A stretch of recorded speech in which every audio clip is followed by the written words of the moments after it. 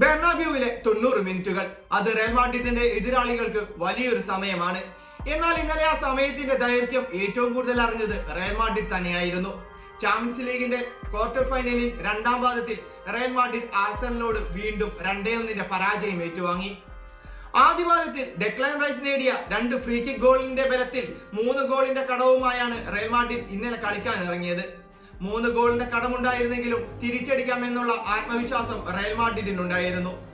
കാരണം മുൻപുള്ള ചരിത്രം തന്നെ. 3 ഗോളിന് തോറ്റു നിൽക്കുമ്പോഴും റയൽ മാഡ്രിഡിന്റെ ആത്മവിശ്വാസത്തിന്റെ ഒറ്റ കാരണം അവർ നടത്തിയ തിരിച്ചുവരവുകൾ തന്നെയായിരുന്നു. എന്നാൽ ഇന്നലെ ആ തിരിച്ചുവരവുകൾ ഒന്നും റയൽ മാഡ്രിഡിനെ തുണച്ചില്ല എന്ന് പറയാം.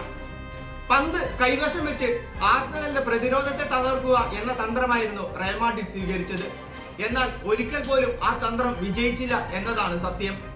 എംബപ്പെ, വിനീഷ്യസ്, റോഡ്രിഗോ എന്ന മൂവർ സംഘം റയൽ മാഡ്രിഡിനായി പല മുന്നേറ്റങ്ങൾ നടത്തിയെങ്കിലും ആഴ്സണലിന്റെ പ്രതിരോധ മതിൽ അങ്ങനെ ഉറച്ചു തന്നെ നിന്നു.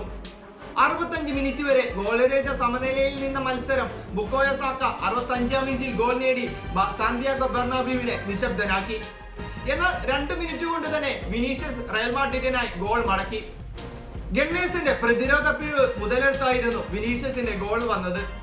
പിന്നീട് മത്സരത്തിന്റെ ഇഞ്ചുറി ടൈമിൽ 93-ാം മിനിറ്റിൽ മാർട്ടിനെല്ലി കൂടി ഗണ്ണേഴ്സിനായി ഗോൾ നേടിയതോടെ റയൽ മാഡ്രിഡിന്റെ പെട്ടിയിലെ അവസാന ആണിയും അടിച്ചു എന്ന് പറയാം. ഈ സീസൺ റയൽ മാഡ്രിഡിന് അത്ര നല്ല കാലമൊന്നും ആയിരുന്നില്ല.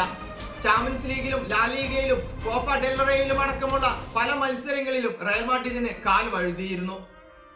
എന്തായാലും ചാമ്പ്യൻസ് ലീഗിന്റെ രാജാക്കന്മാരായ റയൽ മാഡ്രിഡിനെ തകർത്തുകൊണ്ട് രാജകീയമായി തന്നെയാണ് ആഴ്സണൽ ചാമ്പ്യൻസ് ലീഗിന്റെ സെമി ഫൈനലിലേക്ക് എത്തുന്നത്. സെമി ഫൈനലിൽ ഗണ്ണേഴ്സിന്റെ എതിരാളികൾ PSG ആണ്.